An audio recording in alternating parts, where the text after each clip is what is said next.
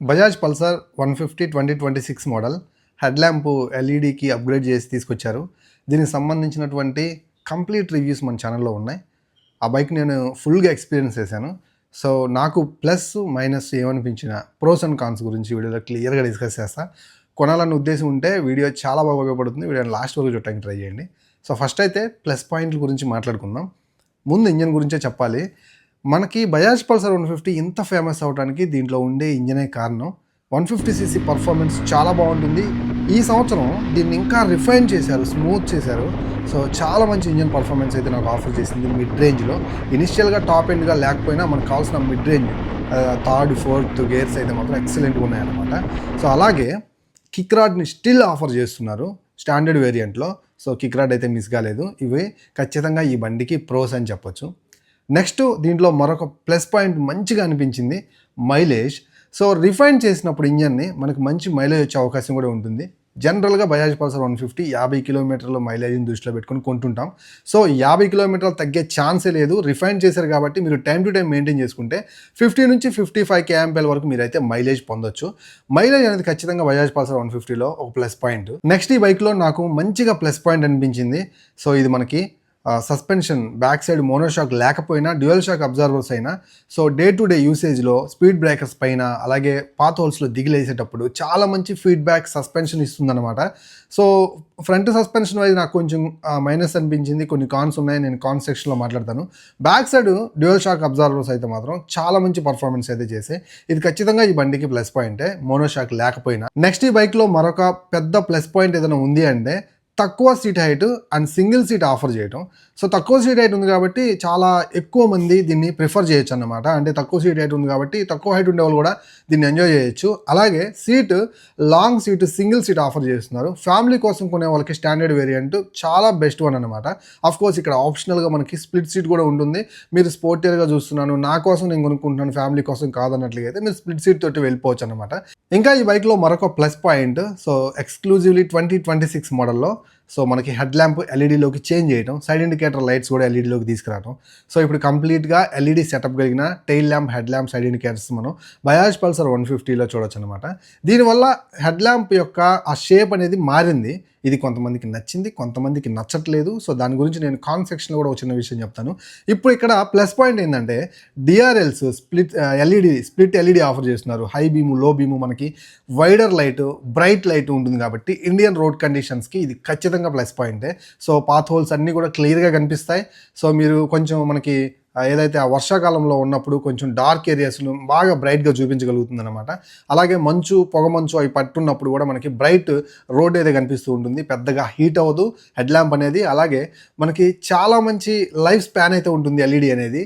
So ఇవన్నీ కూడా దీనికి ప్లస్ పాయింట్లే. మనకి హాలోజన్ బల్బ్ లాగా కాలిపోవటాలు ఇవి అయితే ఉండవు అన్నమాట. ఇంకా పల్సర్ 150లో ప్లస్ పాయింట్స్లో ముఖ్యంగా చెప్పుకోవాల్సింది సర్వీసెస్. సో సర్వీసెస్ చేయించుకునేటప్పుడు మీకు సర్వీస్ సెంటర్స్ అవైలబిలిటీ ఎక్కువ ఉంటుంది అండ్ స్పేర్ పార్ట్స్ అవైలబిలిటీ కూడా చాలా ఎక్కువ ఉంటుంది.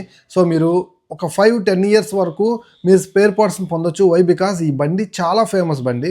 సో చాలా ఎక్కువ మోడల్స్ అమ్ముడుపోయాయి. సో దానికోసం ఎక్కువ స్పేర్ పార్ట్స్ని స్టిల్ అవైలబిలిటీలోకి తీసుకొచ్చి పెడుతూనే ఉంటారు కాబట్టి స్పేర్ పార్ట్స్ అవైలబిలిటీ ఎప్పటికీ మిస్ అవ్వదు. అండ్ సర్వీస్ కూడా మీకు ఎక్కడ కావాలంటే అక్కడ దొరుకుతూ ఉంటుంది. ఏ ప్రాబ్లం వచ్చినా వెంటనే క్లియర్ అవుతుంది అనమాట బజాజ్ పల్సర్ 150లో. మంచి ఇన్ఫర్మేషన్ మీ దాకా తీసుకొచ్చినప్పుడు ఆ కైండ్నెస్ని మీరు చూపించాలంటే కింద సబ్స్క్రిప్షన్ అనే బటన్ ఉంటుంది. సో ఆ బటన్ నొక్కి సబ్స్క్రైబ్ చేసుకుని మన ఛానల్కి ఆ కైండ్నెస్ అయితే మీరు చూపించండి. మన ఛానల్ సబ్స్క్రైబ్ చేసుకోవడం ద్వారా మీరు లాట్ ఆఫ్ ఇన్ఫర్మేషన్ పొందుతారు, చాలా ఎడ్యుకేట్ అవుతారు. బండి కొనే సమయానికి మంచి బండి మీరు కొనుక్కోగలుగుతారు. సో ఎలాంటి నాన్ సెన్స్ అయితే ఉండదు. సో ఇలాంటి ఛానల్స్ని ప్లీజ్ ఎంకరేజ్ చేయండి, సోలో క్రియేటర్స్ని ఎంకరేజ్ చేయండి. సో ఇప్పటివరకు సబ్స్క్రైబ్ చేసి సపోర్ట్ చేసిన వాళ్ళందరికీ థ్యాంక్ యూ వెరీ మచ్. కొత్తగా ఎవరైనా చూస్తుంటే ప్లీజ్ గైస్ సపోర్ట్ చేస్తారు, సబ్స్క్రైబ్ చేస్తారని ఆశిస్తున్నాను. అండ్ కింద హైప్ ఉంటుంది, ప్లీజ్ వెళ్ళేటప్పుడు హైప్ చేసి వెళ్ళండి. ఇప్పుడు కాన్స్, మైనస్ పాయింట్ల గురించి మాట్లాడుకుందాం. సో ఫస్ట్ మైనస్ పాయింట్స్లో మనం మాట్లాడుకోవాల్సింది సస్పెన్షన్ గురించి. ఫ్రంట్లో స్టాండర్డ్ వేరియంట్కి 33mm suspension, 30mm suspension I think ఈ సన్నటి సస్పెన్షన్ ఆఫర్ చేస్తున్నారు. సో ప్రైస్ మంచిగానే 1,40,000 రూపాయల దాకా వెళ్తుంది. సో సస్పెన్షన్ మనకి స్ప్లిట్ సీట్లో డ్యూయల్ డిస్క్లో ఉన్న 37mm ఇవ్వకుండా ఇంకా స్టిల్ అదే పాత సస్పెన్షన్ యూస్ చేస్తున్నారు. సో ఇది నేను రైడ్ చేస్తున్నప్పుడు నాకు డ్యూయల్ డిస్క్ నేను రైడ్ చేస్తున్నప్పుడు సస్పెన్షన్ బాగా అనిపించింది ఫ్రంట్ బ్యాక్. అండ్ ఇక్కడ ఫ్యామిలీ కోసం యూస్ చేసుకునేవండి. దీంట్లో 30mm suspension, 33mm suspension. So అది ఇంకా స్టిల్ కంటిన్యూ చేస్తున్నారు. అది అంత ఫీడ్బ్యాక్ ఇవ్వలేదు. ఇది ఖచ్చితంగా కానే అనమాట. ఇంకా పల్సర్ 150లో నాకు అనిపించిన అతిపెద్ద కాన్ ఏదైనా ఉంది అంటే కన్సోల్. డిజిటల్ కన్సోల్ తీసుకొచ్చి పెట్టారు, బ్లూటూత్ కనెక్టివిటీ ఇచ్చారు, కొంత ఇన్ఫర్మేషన్ ఇచ్చారు, సో ఫ్యూయల్ ట్రాకింగ్ ఫీచర్స్ ఇచ్చారు. ఇవన్నీ ఇచ్చారు కానీ ప్రాపర్గా సన్లైట్లో కనిపించట్లేదు. సో కలర్ఫుల్ కన్సోల్కి 2026లో అప్గ్రేడ్ చేసిన ఈ ప్రైస్ సెగ్మెంట్లో దీనికి ఉన్న ఫేమ్కి ఖచ్చితంగా కూడా వర్త్ అనిపించేది. సో కలర్ కన్సోల్ తీసుకురాకపోగా లాస్ట్ వర్షన్లో ఉన్న ఓల్డ్ కన్సోల్ తెచ్చిపెట్టారు. అది బ్రైట్గా కనిపించట్లేదు. నేను రైడ్ చేసేటప్పుడు సన్లైట్ విజిబిలిటీ సరిలేక అండ్ మీకు కనిపించట్లేదు నేను వెళ్ళే స్పీడ్ అనేది చాలాసార్లు నేను అనుకుంటూనే రైడ్ చేసిన అనమాట. సో సన్లైట్లోకి వెళ్తే బిలో యావరేజ్లో పర్ఫామ్ చేస్తుంది. సో నైట్ టైం అయితే ఓకే కానీ సో ఇన్ఫర్మేషన్ కూడా దీంట్లో గేర్ పొజిషనింగ్ ఇండికేటర్ కూడా లేకుండా ఇచ్చారు. సో అది కూడా యాడ్ చేయాలి. ఇప్పుడు 125cc సెగ్మెంట్లోనే గేర్ పొజిషనింగ్ ఎన్నో గేర్లో రైడ్ చేస్తున్నామో తెలుస్తుంది అనమాట. ఇది 4 గేర్లు బండి కాదు, 5 గేర్లు బండి. సో ఎన్నో గేర్లో ఉన్నాం అనేది ఖచ్చితంగా అలవాటు పడితే అది లేకుండా రైడ్ చేయాలంటే చాలా కష్టం. సో కాబట్టి దీనికి gear positioning indicator, colour console, bright console తీసుకురావడం చాలా అంటే చాలా ఇంపార్టెంట్. సో ఇది నాకైతే మైనస్ పాయింట్ అనిపించింది బజాజ్ పల్సర్ 150లో. నెక్స్ట్ పల్సర్ 150లో నాకు అనిపించిన మరొక మైనస్ పాయింట్ దీని యొక్క హ్యాండిల్ బార్ టర్నింగ్ రేడియస్ చాలా హెవీ తీసుకుంటుంది. సో మీరు సిటీ ట్రాఫిక్ కండిషన్లో ఉన్నప్పుడు ఇన్స్టెంట్గా యూటర్న్ తీసుకోవాలనుకున్నా, కట్స్ కొట్టాలన్నా అస్సలకి కుదరదు. నెక్స్ట్ బజాజ్ పల్సర్ 150లో నాకు అనిపించిన మరొక మైనస్ పాయింట్ దీని యొక్క బ్రేకింగ్. సో 2026లో వస్తున్నారు. నేను స్ప్లిట్ సీట్ డ్యూయల్ డిస్క్కి డ్యూయల్ ఛానల్ ఏబిఎస్ తీసుకొస్తారనుకున్నాను. డ్యూయల్ డిస్క్ వేరియంట్ని కొంచెం అగ్రెసివ్ సైడ్ నడుపుతారు కాబట్టి, సో వెయిట్ కూడా ఎక్కువ ఉంటుంది కాబట్టి ఆ బైక్కి సింగిల్ ఛానల్ ఏబిఎస్ అనేది 2026లో స్టిల్ ఇంకా వర్త్ కాదు. సో దానికి డ్యూయల్ ఛానల్ ఏబిఎస్ ఇచ్చి స్టాండర్డ్కి సింగిల్ ఛానల్ ఏబిఎస్తో మెయింటైన్ చేసిన సో నాకు ఏమనిపించేది కాదు. కానీ breaking wise so double disc ఉండి కూడా సింగిల్ ఛానల్ ఏబిఎస్ తోటి వస్తున్న ఈ యొక్క డ్యూయల్ డిస్క్ వేరియంట్లో మాత్రం నాకు చాలా మైనస్ పాయింట్ అయితే అనిపించింది బ్రేక్ కొడుతున్నప్పుడు. నెక్స్ట్ నాకు కొంచెం మైనస్ పాయింట్ అని అనిపించినటువంటి విషయం హెడ్ ల్యాంప్. సో హెడ్ ల్యాంప్ని నేను ఎలా ఊహించుకున్నానంటే సేమ్ అదే బంపీ స్టైల్లో ఉన్న పాత ఓల్డ్ హెడ్ ల్యాంప్ లోపలే స్ప్లిట్ ఎల్ఈడి డిఆర్ఎల్స్ తీసుకొస్తారేమో, చాలా ఇంట్రెస్టింగ్గా ఉంటుంది చూద్దాం అనుకున్నాను. ఎందుకంటే చాలామంది ఆ హెడ్ ల్యాంప్ యొక్క డిజైన్ని ఓన్ చేసుకున్నారు, చాలా పర్సనల్గా ఉన్నారనమాట హెడ్ ల్యాంప్ వైజ్. సో చాలా రోజుల నుంచి చూస్తున్నాం, అందరికీ రిజిస్టర్ అయిపోయి ఉంటుంది అనమాట. అలాంటి హెడ్ ల్యాంప్ని షేపు మార్చేసరికి చాలామందికి కొంచెం కొత్తగా ఉండి నెగిటివ్ కామెంట్స్ పడ్డాయి. కానీ ఇక్కడ రియాలిటీని మనం గమనించాలి.